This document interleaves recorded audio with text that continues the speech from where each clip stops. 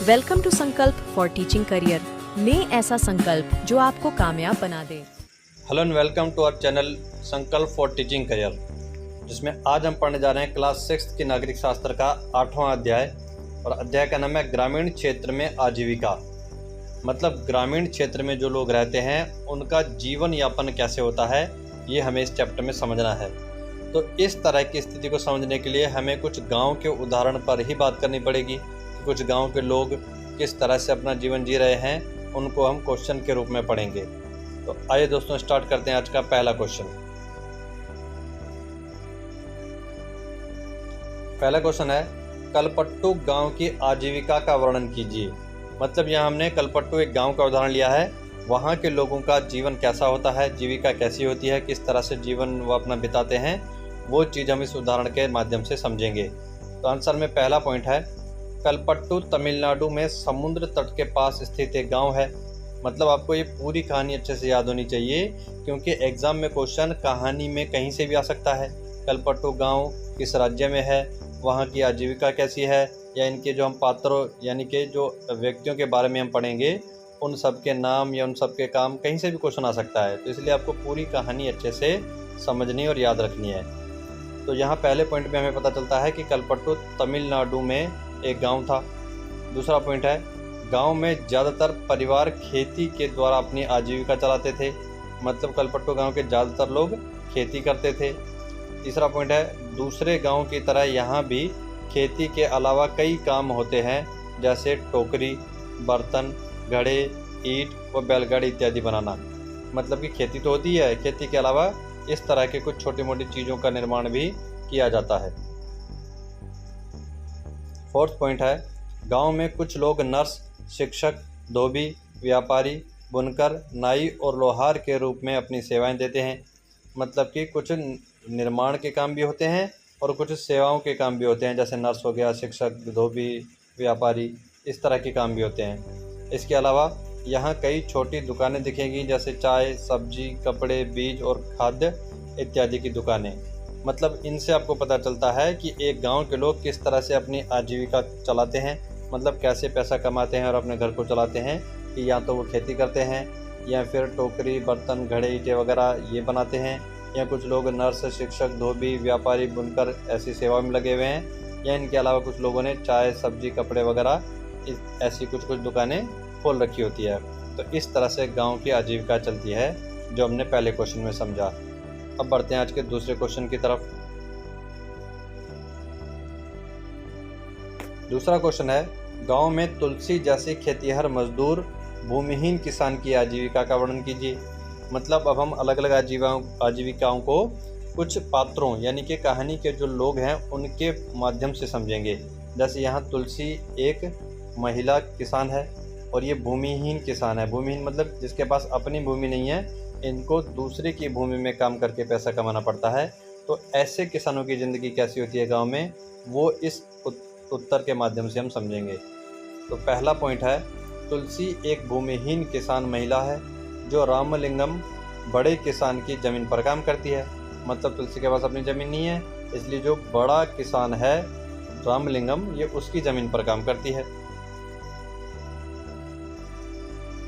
दूसरा पॉइंट है, यहाँ साल में कुछ ही महीनों में उसे काम मिलता है, जैसे रोपाई, निराई व कटाई के वक्त। मतलब खेती में जब रोपाई की ज़रूरत हो, निराई की या कटाई की ज़रूरत हो, तभी तुलसी को काम मिलता है। और जब इनके अलावा कोई काम की ज़रूरत ना हो तो उस समय वो बेरोज़गार रहती है, तो उस टाइम में उसको कुछ और काम करना पड़ता है।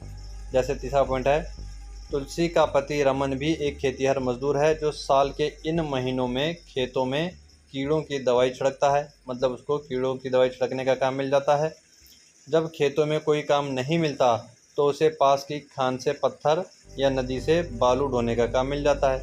मतलब जब खेतों में काम ना हो तो फिर वो एक पत्थर ढोने वगैरह के काम में लग जाता है, ताकि कुछ पैसा वहाँ से आ जाए। तो भूमिहीन जो किसान होते हैं उनकी आजीविका इस तरह से चलती है। इस आंसर के माध्यम से हमने समझा कि भूमिहीन गरीब किसानों की जो स्थिति होती है वो ज़्यादा दयनीय होती है, ज़्यादा ख़राब होती है। उनको इतना काम ही नहीं मिल पाता जिससे उनका पूरे साल का खर्चा चल पाए, आजीविका चल पाए। इसलिए वो अलग अलग कामों में जहाँ मौका मिले वहाँ काम करते रहते हैं। बढ़ते हैं आज के तीसरे क्वेश्चन की तरफ।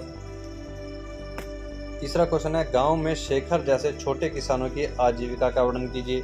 अब शेखर एक किसान है, उसके माध्यम से हम एक नई आजीविका के बारे में समझेंगे। पहला, ये शहर लेकर आया, इसको शेखर कर देना। शेखर के पास बस 2 एकड़ ज़मीन है, वह अपने खेत का सारा काम खुद ही कर लेता है। मतलब ये भूमिहीन नहीं है, इसके पास थोड़ी सी ज़मीन है, सिर्फ 2 एकड़, तो उसमें ये अपने खेत का काम खुद ही कर लेता है। दूसरा पॉइंट है, व्यापारी उसे उधार पर बीज और खाद देता है। इसे चुकाने के लिए उसे थोड़े कम दामों में व्यापारी को अनाज बेचना पड़ता है।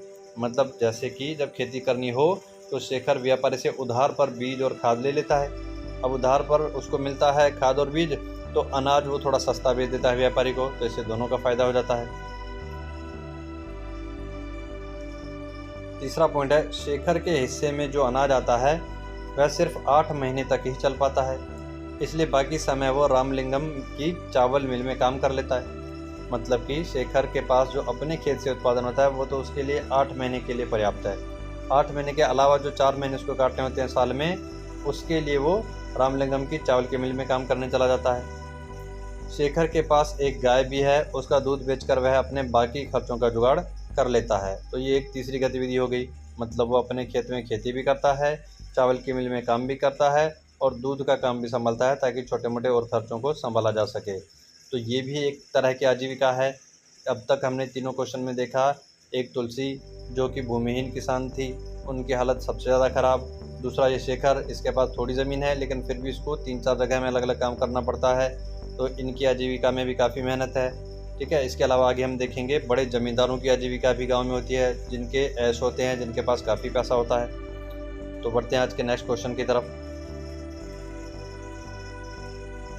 4th क्वेश्चन है, कर्ज लेने पर किसानों की क्या स्थिति हो जाती है। कर्ज मतलब कैसा भी उधार। तो किसान जब उधार लेते हैं तो वो किस तरह से कर्जाल में फंसते हैं गांव में, वो हमें समझना है इस आंसर में। पहला पॉइंट है, कई बार शेखर जैसे किसान ज़रूरी चीज़ें खरीदने के लिए साहूकारों से पैसा कर्ज के तौर पर लेते हैं, मतलब उधार ले लेते हैं। अगर बीज अच्छी किस्म के नहीं होते या फसल को कीड़ा लग जाए या बारिश पूरी तरह से ना हो तो फसल खराब हो जाती है।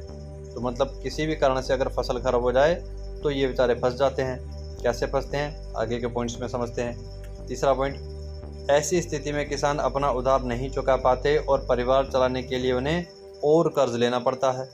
जल्द ही कर्ज इतना बढ़ जाता है कि वह कर्ज जाल में फंस जाते हैं। कई क्षेत्रों में किसानों ने कर्ज के बोझ में दबकर आत्महत्या कर ली है। मतलब ऐसा माहौल बन जाता है कि पहला कर्ज चुका ही नहीं और फिर नई आवश्यकताओं की पूर्ति के लिए दोबारा नया कर्ज लेना पड़ता है। ऐसे कर्ज बढ़ते बढ़ते इतना बढ़ जाता है कि किसानों को कोई रास्ता ही नहीं सूझता। इसलिए कई बार तो बेचारे इस दुख में, इस दबाव में आके आत्महत्या भी कर लेते हैं। तो ये भी ग्रामीण आजीविका का एक पहलू है कि गांव में इस तरह कर्ज में भी लोग फंस जाते हैं। आज का 5वां क्वेश्चन है, गांव में रामलिंगम जैसे बड़े किसानों की आजीविका का वर्णन कीजिए। जैसा कि हमने पहले डिस्कस किया था कि अब तक हमने ज़्यादातर गरीब लोगों की आजीविका को देखा। अब हम देखते हैं गांव में जो बड़े किसान होते हैं, ज़मींदार होते हैं, उनकी आजीविका कैसी होती है। तो आंसर में पहला पॉइंट है, ज़मीन के अलावा रामलिंगम के पास एक चावल की मिल भी है और बीज व कीटनाशक बेचने के लिए एक दुकान भी है। तो इसी से हमें पता चल जाता है कि रामलिंगम की स्थिति काफ़ी अच्छी है। अपनी ज़मीन है, अपनी चावल की मिल है, अपनी बीज की दुकान है। चावल की मिल में उन्होंने कुछ पैसा लगाया और थोड़ा सरकारी बैंक से कर्ज लिया। मतलब चावल की मिल जब खोलनी थी तो कुछ पैसा अपना और कुछ सरकारी बैंक से कर्ज, मतलब लोन लेकर के उन्होंने चावल की मिल खोली। 4th पॉइंट है, वो कलपट्टू और आसपास के गांव से धान खरीदकर अपनी मिल का चावल आसपास के व्यापारियों को बेचता था। मतलब कि आसपास के गांव से धान खरीदता था, फिर उसमें वो चावल पैक करके और आसपास के व्यापारियों को ये बेच देता था। इससे भी उसकी अच्छी खासी कमाई हो जाती थी। अब बढ़ते हैं आज के 6ठे क्वेश्चन की तरफ। 6ठा क्वेश्चन है, हमारे देश की ग्रामीण आजीविका पर प्रकाश डालें। मतलब कि पूरे ग्रामीण क्षेत्र की अगर हम बात करें, किस तरह का उनका जीवन होता है, अर्थव्यवस्था होती है, कैसे पैसा कमाते हैं, वो हमें इसमें समझना है। तो पहला पॉइंट है, भारतीय गांव में तुलसी की तरह के खेतीहर मजदूर हैं, शेखर की तरह के छोटे किसान हैं और रामलिंगम जैसे बड़े किसान भी हैं। तो ऊपर हमने इन सब की अलग अलग कहानी पढ़ी। अब हम ओवरऑल पूरे गांव का एक साथ अगर अंदाज़ा लगाएं तो वहाँ हमें पता चलता है कि कुछ खेतीहर मजदूर भी होते हैं तुलसी की तरह, कुछ छोटे किसान भी होते हैं जिनके पास अपनी ज़मीन होती है, और कुछ तो बड़े बड़े किसान रामलिंगम जैसे भी होते हैं जिनके पास ज़मीन, मिल, दुकानें, काफ़ी बिजनेस होते हैं। दूसरा पॉइंट है, भारतीय ग्रामीण क्षेत्रों में 80% छोटे किसान या खेतीहर मजदूर है। मतलब कि जो मजदूर हैं जिनके पास या तो ज़मीन है ही नहीं या थोड़ी सी है, ऐसे 80% लोग हैं, और 20% रामलिंगम जैसे बड़े किसान हैं। मतलब 20% ऐसे हैं जिनके पास अपनी ज़मीनें हैं। तीसरा पॉइंट है, ग्रामीण क्षेत्रों में खेती के साथ साथ लोग जंगल की उपज और पशुओं आदि पर भी निर्भर रहते हैं। मतलब जंगलों से मिलने वाली लकड़ी, फल फूल, कंदमूल इत्यादि ये उपज, और पशुओं से जो दूध और मांस, और पशुओं से मिलने वाली अन्य ऊन जैसी चीज़ों पर भी निर्भर रहते हैं।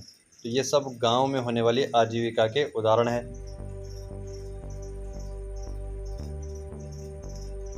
सातवां क्वेश्चन है, पुदुपेट गांव के आधार पर समुद्र तटीय ग्रामीण क्षेत्रों की आजीविका का वर्णन कीजिए। मतलब पुदुपेट एक गांव है जो समुद्र तट पर है, तो इससे हमें ये समझना है कि समुद्र तटीय जो गांव होते हैं उनका जीवन कैसा होता है, उनकी आजीविका कैसी होती है, कैसे जीवन निर्वाह करते हैं वो। तो आंसर में पहला पॉइंट है, तमिलनाडु के समुद्र तटीय गांव पुदुपेट में लोग मछली पकड़कर अपनी जीविका चलाते हैं। मतलब ज़्यादातर इनका मुख्य काम होता है मछली पकड़ना। दूसरा पॉइंट है, वहाँ चारों ओर मछली के जाल, कैटामरिन, मछुआरों की खास तरह की छोटी नाव, इसी को कैटामरिन कहते हैं, की पंक्तियाँ दिखाई देती है। मतलब इस तटीय गांव में ज़्यादातर मछली के जाल और कैटामरिन यानी कि जो इनकी नावें होती है वही दिखाई देती हैं। तीसरा पॉइंट है, सुबह 7 बजे जैसे ही सारे कैटामरिन मछलियां पकड़ कर लौट आते हैं, तभी मछलियों की नीलामी के लिए बहुत सारी औरतें इकट्ठी हो जाती है।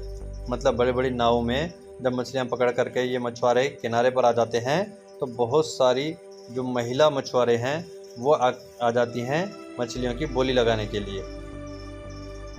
फिर औरतें नीलामी में खरीदी गई मछलियों को टोकरी में भरकर पास के गांव में बेचने जाती है। मतलब वहां से नीलामी से खरीदी, फिर आसपास के गांव में चली जाती हैं बेचने के लिए। पांचवा पॉइंट है, हर साल मानसून के दौरान लगभग 4 महीने मछुआरे समुद्र में नहीं जा पाते, क्योंकि यह मछलियों के प्रजनन का समय होता है। छठा पॉइंट है, इन महीनों में उन्हें व्यापारी से उधार लेकर अपना गुजारा करना होता है। मतलब कि इन महीनों में उनका कामकाज तो चल नहीं रहा होता, तो ऐसी परिस्थिति में उन्हें व्यापारियों से या साहूकारों से उधार लेकर के अपना गुजारा चलाना होता है। तो आज का चैप्टर यहाँ कंप्लीट होता है। उम्मीद करता हूँ चैप्टर आपको अच्छे से समझ में आया होगा। वीडियो आपके लिए यूज़फुल हो तो वीडियो को लाइक, शेयर और सब्सक्राइब करें। Thanks for watching.